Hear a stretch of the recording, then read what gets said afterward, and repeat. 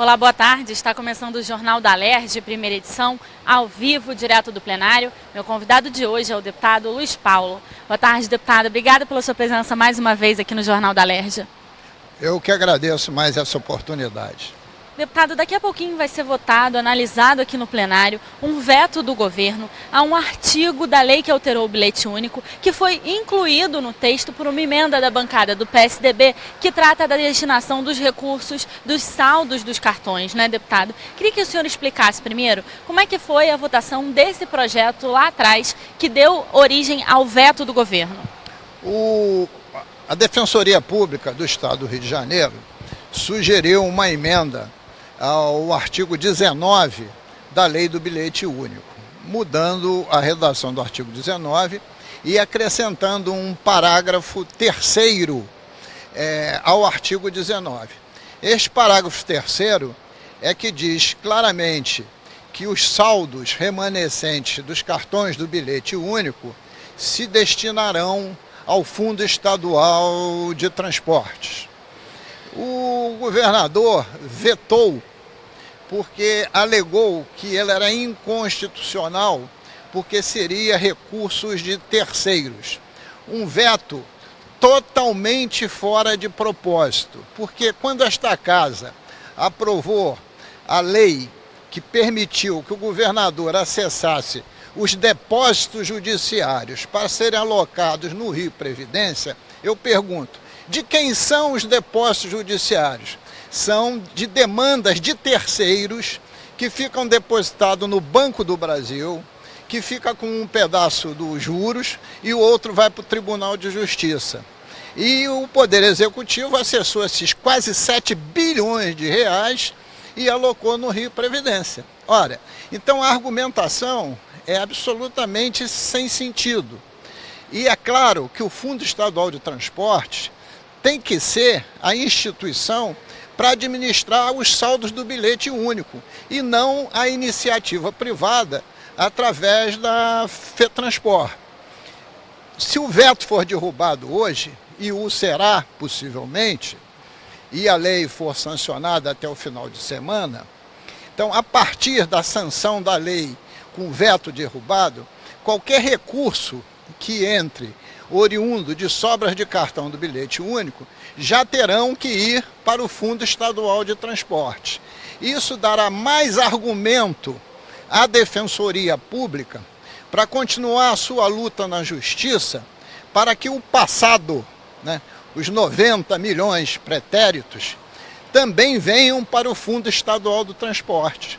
Porque se está sendo administrado pelo privado, admita 90 milhões de reais depositados durante um ano, dando um mínimo de 6% ao ano, dá 6 vezes 9, 54, 5 milhões e 400 de juros por ano.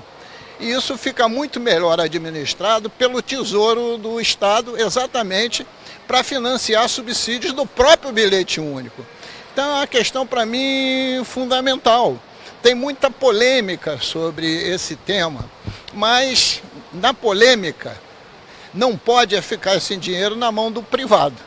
Tem que ficar no Fundo Estadual de Transporte. Deputado, eu queria que a gente falasse um pouquinho sobre essa questão polêmica, né? Essa votação, num primeiro momento, gerou bastante polêmica. Agora também, com essa questão da volta, da possível derrubada do veto, tem se levantado muitas questões em relação a essa votação aqui na Alerj, né? Queria que o senhor esclarecesse para a gente em relação a essa emenda que foi aprovada, foi vetada pelo governador e agora volta a ser analisada pela Alerj. Qual foi o papel da Alerj na aprovação dessa emenda e da alocação desses recursos para o Fundo Estadual de Transporte? Quando o projeto do bilhete único veio à casa, para sofrer aquelas modificações virulentas de só ter direito a bilhete único, que ganha até 3 mil reais, etc., etc., a Defensoria Pública distribuiu um trabalho para todos os 70 parlamentares. E dentro desse trabalho, uma das sugestões era fazer essa modificação no artigo 19 e criar o parágrafo 3º do bilhete único. A bancada do PSDB fez essa emenda. Na reunião do Colégio de Líderes, o Colégio de Líderes acatou a emenda ela entrou no substitutivo da CCJ e foi aprovada. Então não teve problemas dentro da Alerj. O problema se deu no Palácio Guanabara quando ele vetou o parágrafo 3º. No meu entendimento, um veto que não fazia sentido, porque ele estaria abrindo mão desses recursos. E alegar que esses recursos são privados, mas hoje são recursos privados geridos por quem não são dono dos recursos, né, que é a própria entidade que faz a gestão do setor ônibus nos municípios do nosso estado do Rio de Janeiro, no transporte intermunicipal. Então nós queremos que a gestão desse recurso fique sob a responsabilidade do Estado para financiar o próprio sistema do bilhete único. Deputado, e para ficar bem claro para quem está assistindo a gente, esses recursos eles vêm da onde? Da onde que esses recursos são hoje, né, que são administrados pela FETransport, eles vêm da onde e agora, se for derrubado o veto, para onde eles irão e como eles serão usados?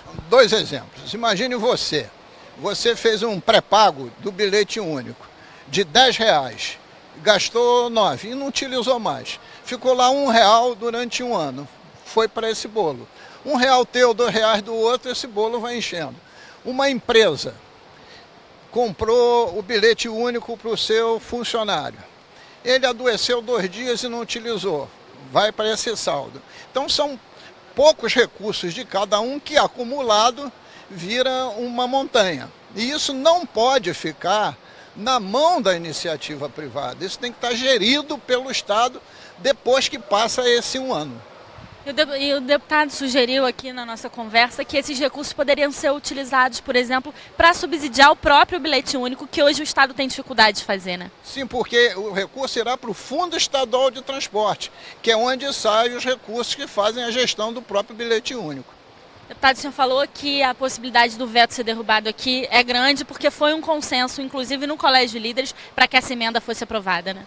Eu acho que a única possibilidade do veto não cair é não ter 36 presentes, o que eu acho muito pouco provável, porque a casa é o primeiro dia de trabalho da semana e às terças-feiras o quórum tem sido alto. Deputado, quero agradecer muito as suas explicações e a sua participação mais uma vez aqui no Jornal da Alerj. Eu que agradeço. Obrigada mais uma vez. Daqui a pouquinho, além desse veto do governo a esse artigo que alterou a lei do bilhete único, também vai ser votado um projeto da deputada Daniele Guerreiro, que pretende que pelo menos 10% do mobiliário de creches e escolas públicas e privadas sejam adaptadas para pessoas com deficiências ou obesas. Essa proposta está em primeira discussão e, se for aprovada hoje, ainda precisa retornar ao plenário para mais uma votação. Ainda na pauta, um projeto que pretende que os estabelecimentos que tenham fraudários e que proibirem a entrada de pais seja multado. Esse projeto é do deputado Rosenberg Reis e também está em primeira discussão. Ele pode receber emenda dos parlamentares e sair da pauta de votações ou ser aprovado. E mesmo assim, ainda precisa passar mais uma vez pelo plenário. Você acompanha ao vivo daqui a pouquinho aqui pela TV Alerj, a partir das 3 da tarde, a votação desses e de outros projetos. A partir das 9h30 da noite, você pode acompanhar tudo que foi notícia no Parlamento Fluminense na segunda edição do Jornal da Alerj. E amanhã, a partir das 2h40 da tarde, eu estou de volta com os projetos da Ordem do Dia. TV Alerj, o canal do povo fluminense. Até a próxima!